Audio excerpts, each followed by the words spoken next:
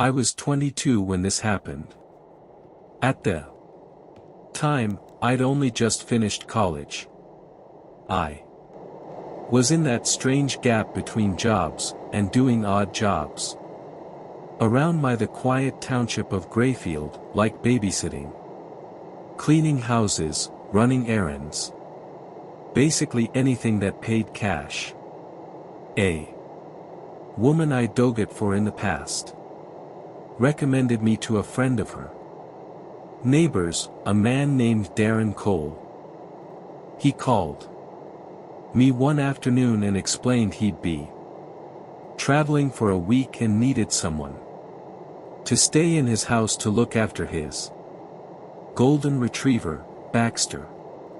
He said Baxter was an anxious dog who did best with someone actually staying overnight rather than just coming by to feed him. And the pay he offered was a little more than usual. So I agreed. I met Darren Cole 2 days later. He was in his late 40s, tall, wearing wire-rimmed glasses and a windbreaker. Nothing about him seemed strange at first. Maybe a little overly friendly, but not creepy. His house was on the edge of town, tucked back in a wooded area. The place itself was nice, but a little dated, like with beige carpets and floral curtains. Darren Cole walked me through everything, how often to let Baxter out, where the spare key was, which fridge items I could use. He told me I could stay in the guest bedroom, which was right off the living room on the first floor. I started the job on a Monday. The first 2 nights were normal. I watched TV in the living room, then took Baxter on his evening walks, and then slept in the guest room with him curled up at the foot of the bed. It was the 3rd night when things went wrong. I had been sitting on the bed scrolling through my phone when I noticed something odd. On the dresser, across from the bed, next to a small lamp, was a digital alarm clock. I remembered thinking it didn't match the rest of the room. It was newer looking. Black plastic with a bright blue LED display, but everything else in the room looked like it belonged in the early 2000s. I don't know what made me look closer. Maybe it was the way the light from the lamp hit the front of it. But as I leaned in, I noticed a small, perfectly round black pinhole above the numbers. At first, I thought it was just a sensor, but then I noticed the angle. The tiny hole was pointed directly at the bed. My stomach dropped. I had read stories about hidden cameras and alarm clocks before, but I'd never actually seen one in person. My mind started racing. I lifted it and it was heavier than I expected, and there was a faint buzzing sound inside like a tiny fan. I turned it toward me and stared right into the pinhole. That was when Baxter, who had been lying by the door, suddenly lifted his head and started whining from somewhere else in the house. Not the front door, but deeper inside. I heard the unmistakable sound of a door closing. Every hair on my body stood up. Darren Cole wasn't due to be back until Sunday, and it was only Wednesday night. I went still, holding the clock in my hands. my heart hammering so hard it almost hurt. Then I heard slow footsteps on the hallway carpet. I quickly set the clock back down and moved to the door, locking it just as the footsteps stopped outside. Then Darren Cole's voice came through, calm but slightly out of breath. He was saying he had left something in there the last time he was home and needed me to open the door. I couldn't speak. A moment later, he said it wasn't what I thought, claiming it was a motion sensor for the dog and that he hadn't wanted to freak me out by mentioning it. I backed away from the door, my hand over my mouth. He told me to come out and that we would talk like adults, but when I didn't respond, his knocking became pounding. He yelled at me to open the door with his voice no longer calm, but sharp and angry. Baxter started barking and jumping at the door, which only seemed to make Darren Cole sound more agitated. I glanced at the window, which was low enough to the ground to climb out, but it was locked. So, I fumbled with the hatch, my hand shaking so badly it took me 3 tries to open it. Behind me, Darren Cole was still pounding, now shouting that if I didn't open the door, he would get the key to the room and call the cops and tell them I broke into his house. I didn't wait to hear more. I shoved the window open, climbed out awkwardly, and dropped onto the grass outside. Baxter scrambled after me, his nails clicking on the window ledge, but he ultimately gave up and didn't jump out. I ran through the side yard and down the gravel driveway until I reached the road. My phone was in my pocket, and I called my mom, who lived 15 minutes away. I told her to come get me right now. By the time she pulled up, I was hiding behind a cluster of mailboxes. Darren Cole's house was nowhere in sight from that spot, but I kept looking over my shoulder. I stayed at my mom's for the rest of the night. The next morning, I blocked his number and called the lawyer. The lawyer said that without physical proof, like a recording of the camera or the device itself, pressing charges would be difficult. Even if the clock was a hidden camera, Darren Cole could claim it was a harmless motion sensor. And without evidence, it would be my word against his.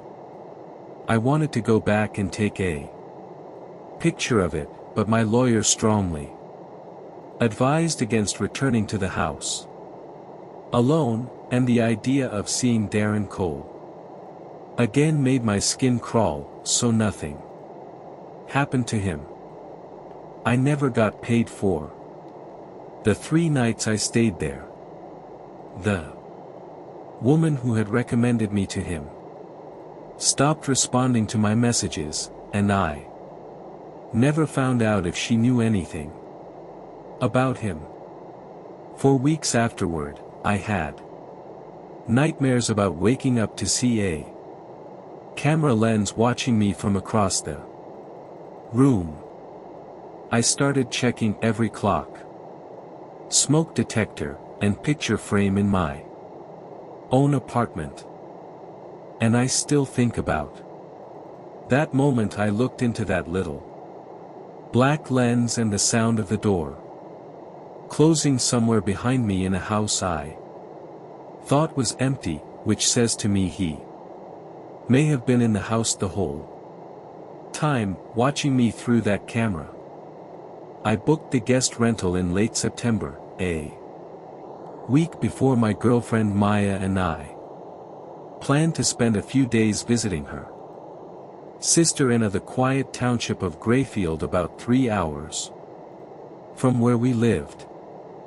And I picked it because it was cheap, close enough to her sister's place, had good reviews, and looked cozy in the listing photos. An old 2-story house with a wraparound porch, warm yellow lighting in the living room, hardwood floors that gave it a kind of storybook feeling, and one small detail in the description that I didn't think much of at the time, which was a note telling guests that the basement storage room was off limits. I had stayed in places where the owners kept certain areas locked. It's pretty common for them to store personal belongings somewhere, so it barely registered as important. But when we pulled into the driveway just before sunset on the first evening, the place looked a little more weathered than in the photos. And there was something about the fact that it stood alone with only one other house in sight a good distance away, surrounded by dark tree lines and a narrow road leading in that. It tightened a knot of doubt in me.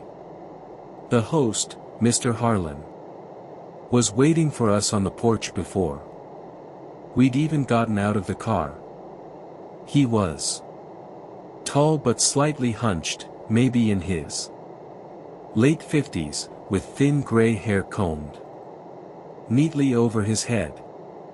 He was dressed in a perfectly pressed flannel shirt tucked into his jeans. He smiled, but it was the kind of smile that didn't quite reach his eyes. It made me think of Mr. Beast, a little too practiced.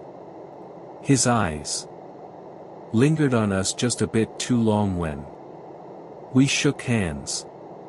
And though his voice was friendly enough, there was a subtle firmness to it when he began showing us around. He led us through the front door into a hallway that smelled faintly of dust and something sweet, almost like candle wax, though I didn't see any candles. The living room had a big couch facing an old television. The kitchen looked clean but dated. And when we went upstairs, the single bedroom had a large bed under a ceiling fan and a small dresser with a mirror. Then when he came back down, Mr. Harlan stopped at a door near the kitchen and tapped a heavy padlock hanging from it.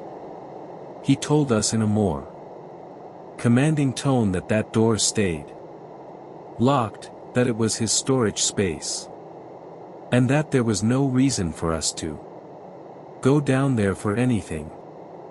He didn't smile this time.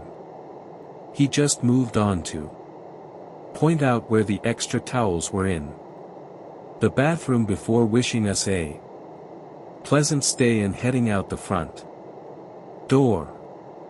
After he left, Maya and I unpacked, made some tea, and sat outside on the porch for a while, listening to crickets and the occasional rustle of leaves in the trees.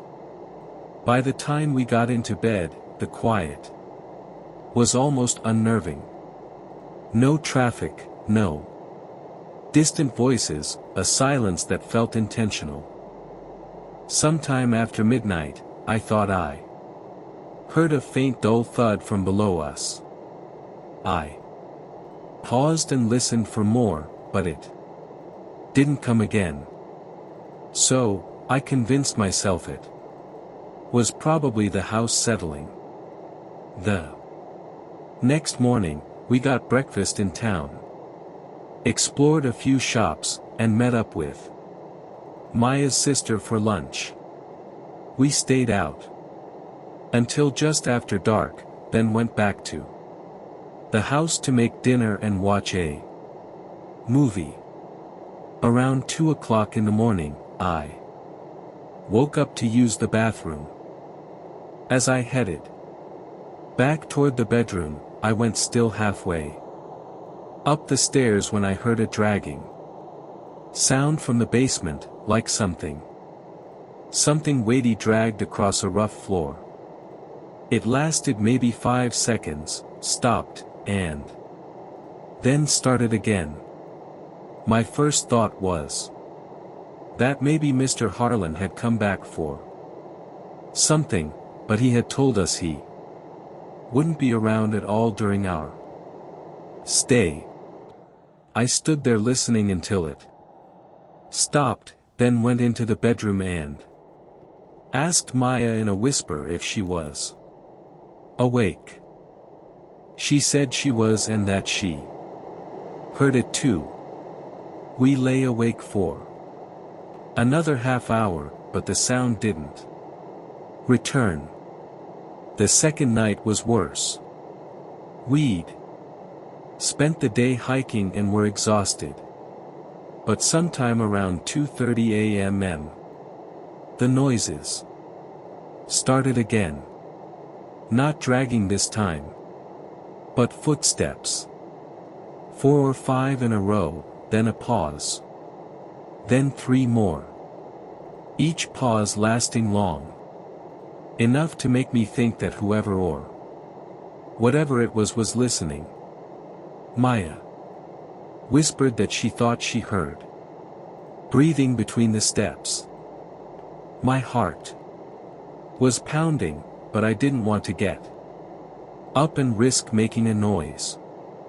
So, we just lay there, eyes wide open, staring at the ceiling until morning.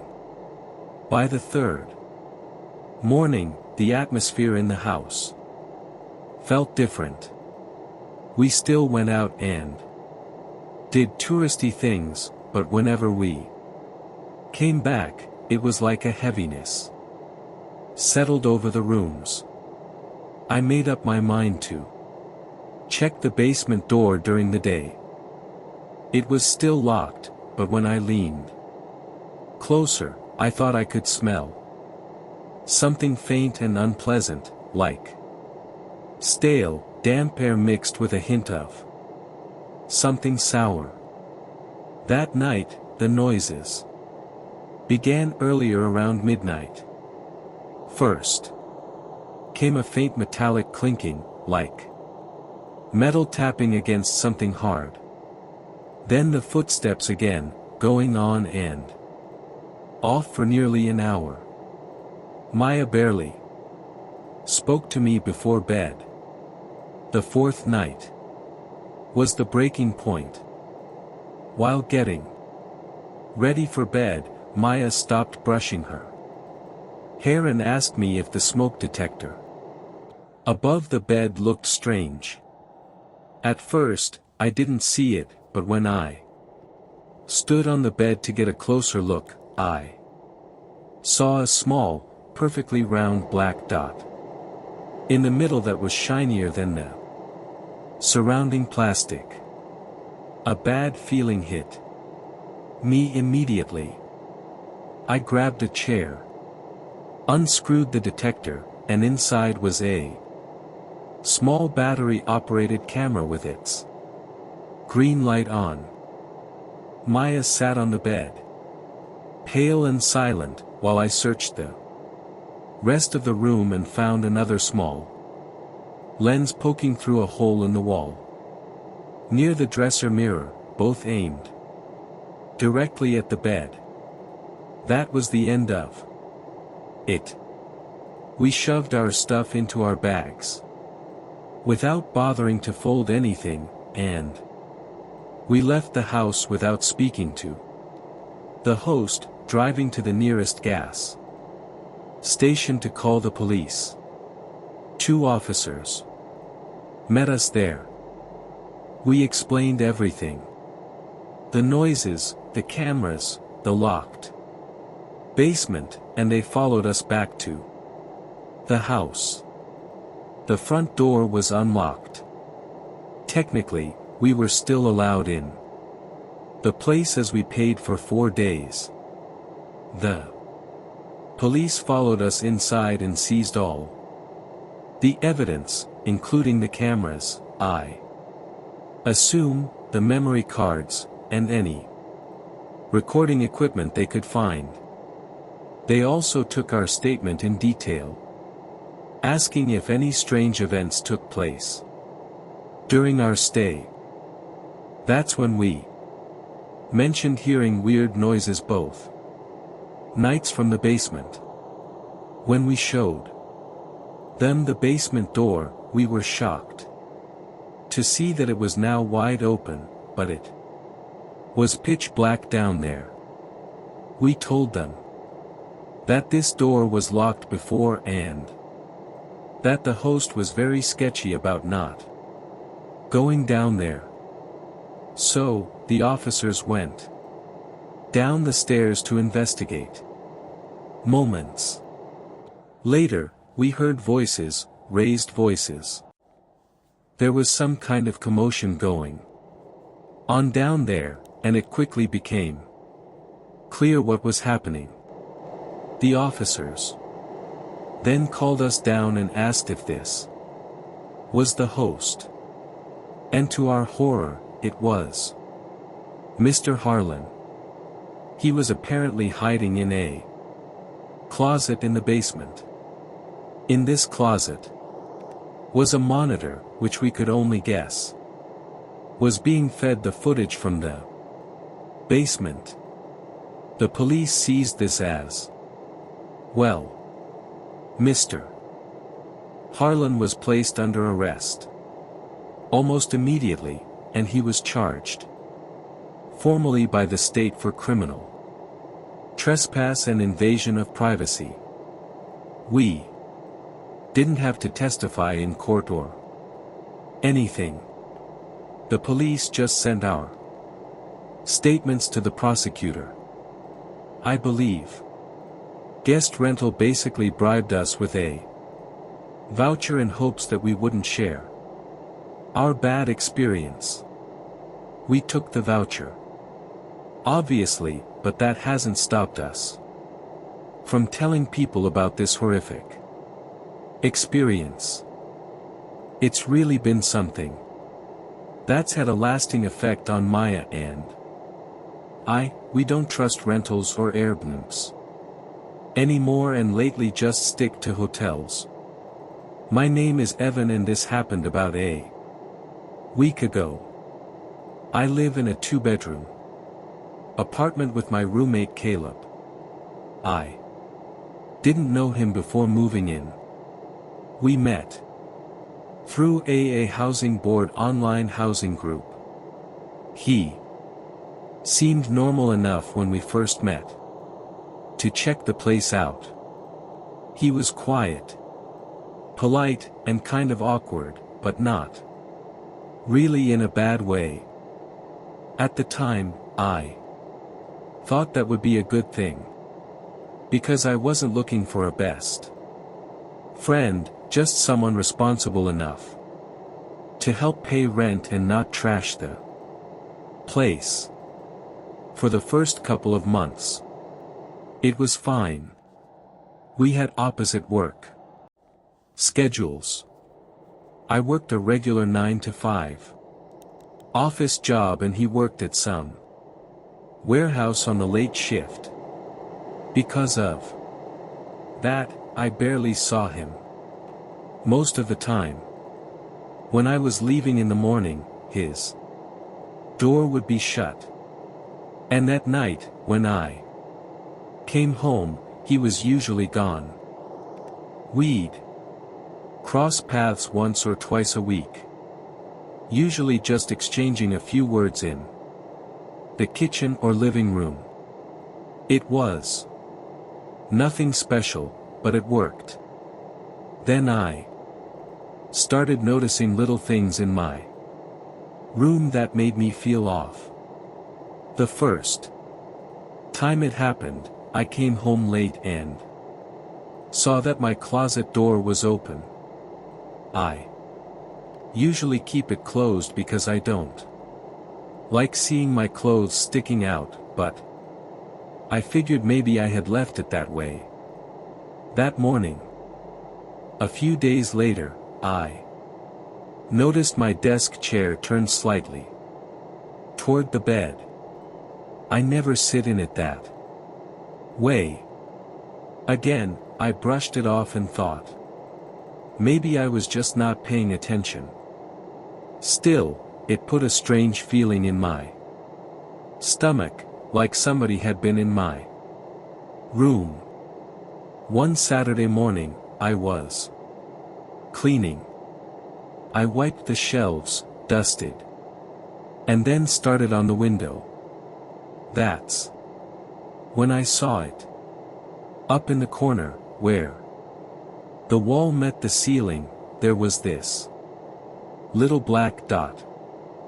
I thought it was maybe a screw or a hole in the wall, but when I got closer, I went still. It was a tiny camera, a small wireless camera pointed straight at my bed. My hand shook as I pulled it off the wall. It wasn't even hidden well, just stuck with a little piece of adhesive.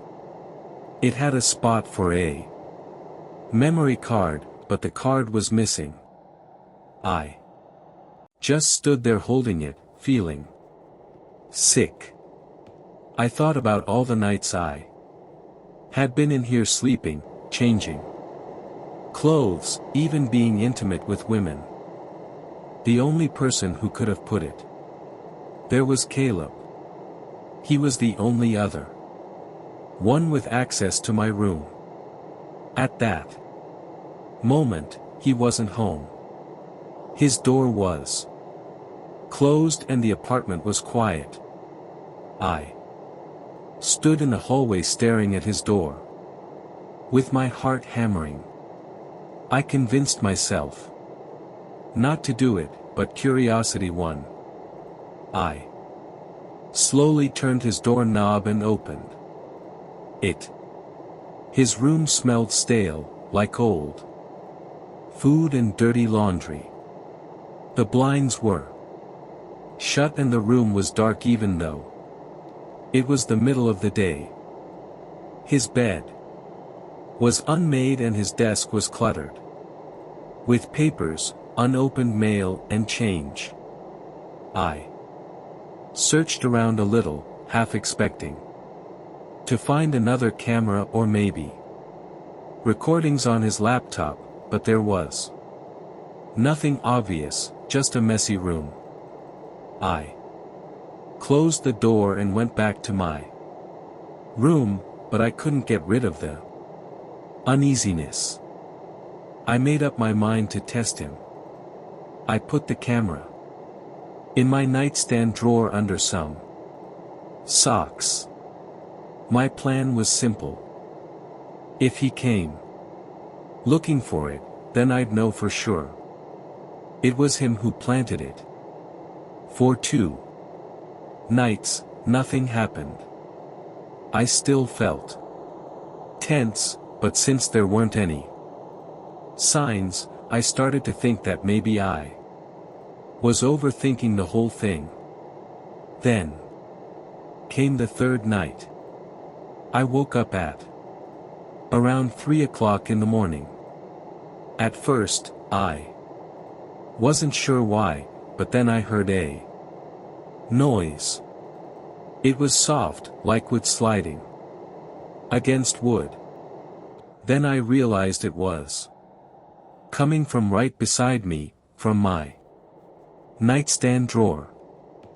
I opened my eyes a little, pretending to still be asleep. In the faint light coming through the blinds, I saw a figure. It was Caleb. He was standing in my room, bent over my nightstand, rummaging through the drawer where I had hidden the camera. I felt my chest tighten and my heart beat so loud I was sure he could hear it. I stayed still, not knowing what to do. And then he stopped. He froze and just stood there completely still. Slowly, he turned his head toward my bed.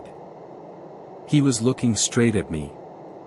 For a moment, I thought maybe he wasn't sure if I was awake, but then he spoke. He said he knew I was awake. I felt ice run down my spine as he said that. Then he asked me what I had done with it. I sat up quickly, my fear turning to anger. I demanded to know why he put a camera in my room. He stared at me and told me it was because he thought I was stealing from him.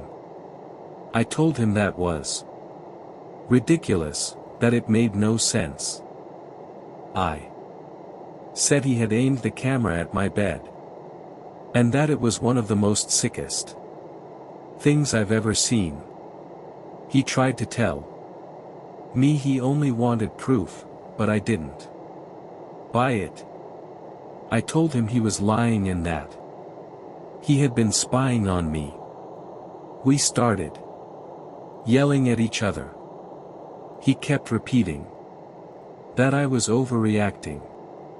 I told him I was going to report him to the landlord, and maybe even the police.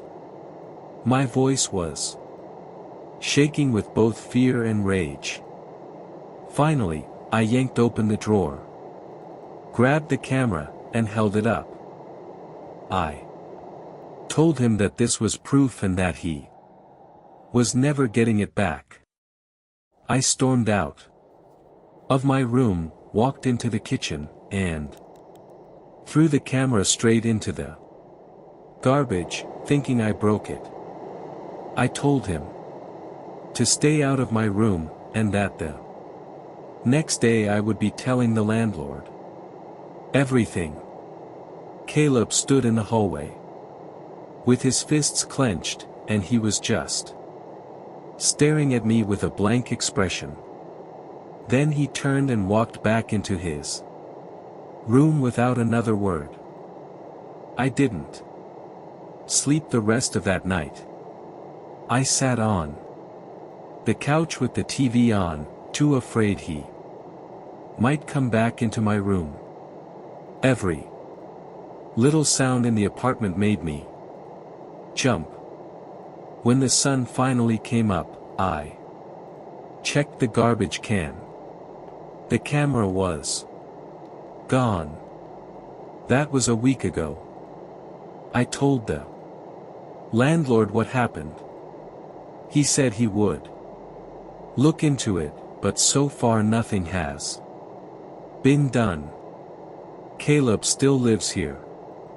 We don't speak, but the way he looks at me when we pass each other makes my skin crawl. It's like he's waiting for me to say or do something. I don't know why he really put the camera in my room. His excuse about me stealing was an obvious lie.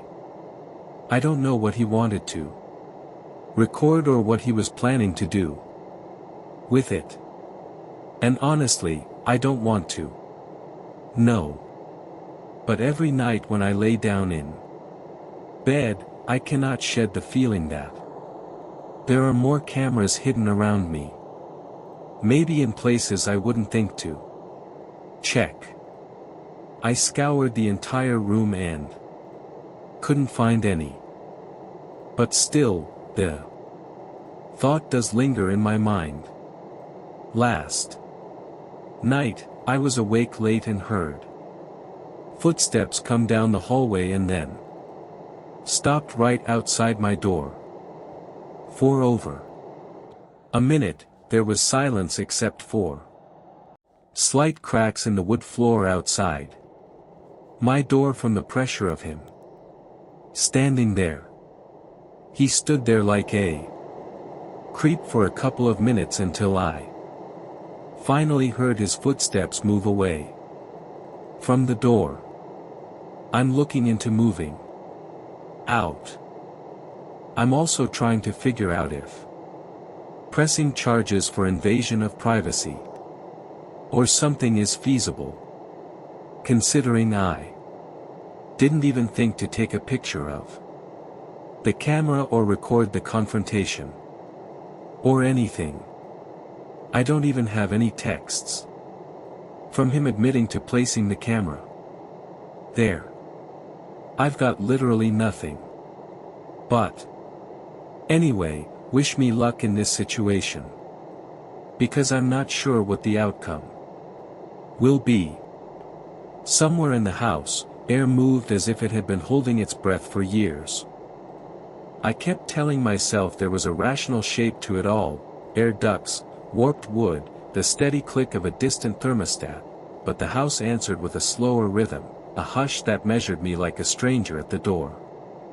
I kept telling myself there was a rational shape to it all: air ducts, warped wood, the steady click of a distant thermostat, but the house answered with a slower rhythm, a hush that measured me like a stranger at the door. I kept telling myself there was a rational shape to it all: air ducts, warped wood, the steady click of a distant thermostat, but the house answered with a slower rhythm, a hush that measured me like a stranger at the door. I kept telling myself there was a rational shape to it all: air ducts, warped wood, the steady click of a distant thermostat, but the house answered with a slower rhythm, a hush that measured me like a stranger at the door. I kept telling myself there was a rational shape to it all: air ducts, warped wood, the steady click of a distant thermostat, but the house answered with a slower rhythm, a hush that measured me like a stranger at the door. I kept telling myself there was a rational shape to it all: air ducts, warped wood, the steady click of a distant thermostat, but the house answered with a slower rhythm, a hush that measured me like a stranger at the door. I kept telling myself there was a rational shape to it all: air ducts, warped wood, the steady click of a distant thermostat, but the house answered with a slower rhythm, a hush that measured me like a stranger at the door. I kept telling myself there was a rational shape to it all: air ducts, warped wood, the steady click of a distant thermostat, but the house answered with a slower rhythm, a hush that measured me like a stranger at the door. I kept telling myself there was a rational shape to it all: air ducts, warped wood, the steady click of a distant thermostat, but the house answered with a slower rhythm, a hush that measured me like a stranger at the door. I kept telling myself there was a rational shape to it all: air ducts, warped wood, the steady click of a distant thermostat, but the house answered with a slower rhythm, a hush that measured me like a stranger at the door. I kept telling myself there was a rational shape to it all: air ducts, warped wood, the steady click of a distant thermostat, but the house answered with a slower rhythm, a hush that measured me like a stranger at the door. I kept telling myself there was a rational shape to it all: air ducts, warped wood, the steady click of a distant thermostat, but the house answered with a slower rhythm, a hush that measured me like a stranger at the door. I kept telling myself there was a rational shape to it all: air ducts, warped wood, the steady click of a distant thermostat, but the house answered with a slower rhythm, a hush that measured me like a stranger at the door. I kept telling myself there was a rational shape to it all: air ducts, warped wood, the steady click of a distant thermostat, but the house answered with a slower rhythm, a hush that measured me like a stranger at the door. I kept telling myself there was a rational shape to it all: air ducts, warped wood, the steady click of a distant thermostat, but the house answered with a slower rhythm, a hush that measured me like a stranger at the door. I kept telling myself there was a rational shape to it all, air ducts, warped wood, the steady click of a distant thermostat, but the house answered with a slower rhythm, a hush that measured me like a stranger at the door. I kept telling myself there was a rational shape to it all, air ducts, warped wood, the steady click of a distant thermostat, but the house answered with a slower rhythm, a hush that measured me like a stranger at the door. I kept telling myself there was a rational shape to it all, air ducts, warped wood, the steady click of a distant thermostat, but the house answered with a slower rhythm, a hush that measured me like a stranger at the door. I kept telling myself there was a rational shape to it all, air ducts, warped wood, the steady click of a distant thermostat, but the house answered with a slower rhythm, a hush that measured me like a stranger at the door. I kept telling myself there was a rational shape to it all, air ducts, warped wood, the steady click of a distant thermostat, but the house answered with a slower rhythm, a hush that measured me like a stranger at the door. I kept telling myself there was a rational shape to it all, air ducts, warped wood, the steady click of a distant thermostat, but the house answered with a slower rhythm, a hush that measured me like a stranger at the door. I kept telling myself there was a rational shape to it all, air ducts, warped wood, the steady click of a distant thermostat, but the house answered with a slower rhythm, a hush that measured me like a stranger at the door. I kept telling myself there was a rational shape to it all, air ducts, warped wood, the steady click of a distant thermostat, but the house answered with a slower rhythm, a hush that measured me like a stranger at the door. I kept telling myself there was a rational shape to it all, air ducts, warped wood, the steady click of a distant thermostat, but the house answered with a slower rhythm, a hush that measured me like a stranger at the door. I kept telling myself there was a rational shape to it all, air ducts, warped wood, the steady click of a distant thermostat, but the house answered with a slower rhythm, a hush that measured me like a stranger at the door. I kept telling myself there was a rational shape to it all, air ducts, warped wood, the steady click of a distant thermostat, but the house answered with a slower rhythm, a hush that measured me like a stranger at the door. I kept telling myself there was a rational shape to it all, air ducts, warped wood, the steady click of a distant thermostat, but the house answered with a slower rhythm, a hush that measured me like a stranger at the door. If you love chilling horror stories and eerie mysteries, you're in the right place. Subscribe now, turn on notifications, and join us every week for a new descent into darkness. Your next nightmare is just one click away.